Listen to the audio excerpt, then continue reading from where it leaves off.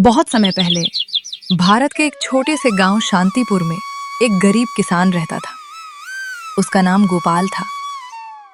गोपाल बहुत मेहनती और ईमानदार आदमी था, लेकिन उसकी जिंदगी में एक ऐसा दुख था जो उसे हमेशा अंदर से परेशान करता था। गोपाल के पास केवल एक छोटा सा खेत था और मिट्टी की बनी एक छोटी सी झोपड़ी। उसकी पत्नी का नाम गीता था। दोनों बहुत मेहनती थे और एक दूसरे से बहुत प्यार करते थे। लेकिन गोपाल के मन में हमेशा एक ही बात का दुख रहता था, उसके कोई बेटा नहीं था। गोपाल और गीता की केवल एक बेटी थी, राधा। राधा बहुत ही प्यारी, समझदार और मेहनती लड़की थी। वो अपने माता पिता से बहुत प्यार करती थी और हमेशा उनकी मदद करने की कोशिश करती थी। लेकिन गांव के कुछ लोग अक्सर गोपाल का मजाक उड़ाते थे।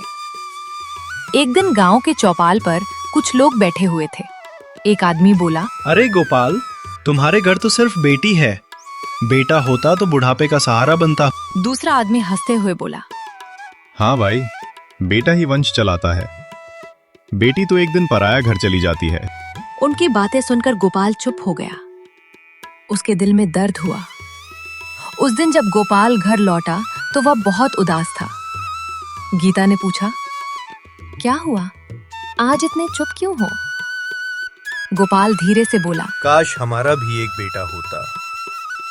पास में खड़ी राधा ये सब सुन रही थी। उसके छोटे से दिल को बहुत चोट पहुंची। उसने मन ही मन सोचा, क्या मैं अपने पिता के लिए कुछ नहीं हूँ? उस रात राधा देर तक सो नहीं पाई। राधा बचपन से ही बहुत समझदार और दयालु लड़की थी। वो हमेशा अपने माता पिता की मदद करती थी और गांव के लोगों का भी बहुत ख्याल रखती थी। एक दिन की बात है, गोपाल खेत में काम कर रहा था और तेज धूप पड़ रही थी। अचानक खेत में काम करते करते गोपाल की तबीयत खराब हो गई। उसे चक्कर आने लगे और वह जमीन पर बैठ गया। राधा पास ही में थी। उसने तुरंत जाकर अपने पिता को संभाला। राधा घबराकर बोली, बाबा, क्या हुआ आपको? गोपाल ने कमजोर आवाज में कहा, कुछ नहीं बेटी, बस थोड़ा चक्कर आ गया है। कुछ देर बाद गोपाल की तबीयत थोड़ी ठीक हुई, लेकिन उस दिन राधा के मन में एक सवाल उठ गया। उसने माँ से पूछा, माँ, अगर बाबा को ज्यादा बीमारी हो जाती तो हम क्या करते? गीता ने दुखी होकर कहा, बेटी, हमारे गांव में कोई डॉक्टर नहीं है। अगर कोई ज्यादा बीमार हो जाए तो शहर ले जाना पड़ता है और हमारे पास इतने पैसे भी नहीं हैं। राधा ये सुनकर बहुत देर तक सोचती रही। उसी शाम गांव में एक और घटना हुई। एक छोटे बच्चे को तेज बुखार हो गया था। उसके माता पिता बहुत परेशान थे क्योंकि गांव में कोई डॉक्टर नहीं था। राधा ने ये सब देखा तो उसका दिल बहुत दुखी हो गया। उसने आसमान की तरफ देखते हुए मन ही मन कहा, अगर हमारे गांव में डॉक्टर होता तो किसी को इतनी परेशानी नहीं होती। उसी पल राधा ने एक बड़ा फैसला किया। उसने ठान लिया, मैं बड़ी होकर डॉक्टर बनूंगी ताकि मेरे गांव के गरीब लोगों को इलाज के लिए भटकना ना पड़े। उस दिन से राधा का सपना सिर्फ उसका नहीं रहा, वो पूरे गांव के लोगों की उम्मीद बन गया। राधा अब पहले से भी ज्यादा मेहनत करने लगी। दिन में वह माँ के साथ घर का काम करती और रात को दीपक की हल्की रोशनी में पढ़ाई करती। गोपाल अपनी बेटी की मेहनत देखकर भावुक हो जाता। वो अक्सर कहता, बेटी, हमारे पास ज्यादा कुछ नहीं है, लेकिन तेरी मेहनत ही हमारी सबसे बड़ी पूंजी है। समय बीतता गया। एक दिन गांव में स्वास्थ्य शिविर लगा, जहां शहर से डॉक्टर आए थे। राधा भी वहां गई और ध्यान से देखती रही कि डॉक्टर कैसे मरीजों का इलाज कर रहे हैं। एक डॉक्टर ने राधा की जिज्ञासा देखकर उससे पूछा, तुम इतनी ध्यान से क्या देख रही हो? राधा ने आत्मविश्वास से कहा, मैं भी बड़ी होकर आपकी तरह डॉक्टर बनना चाहती हूँ ताकि अपने गांव के लोगों की मदद कर सकूं। डॉक्टर उसकी बात सुनकर बहुत प्रभावित हुए।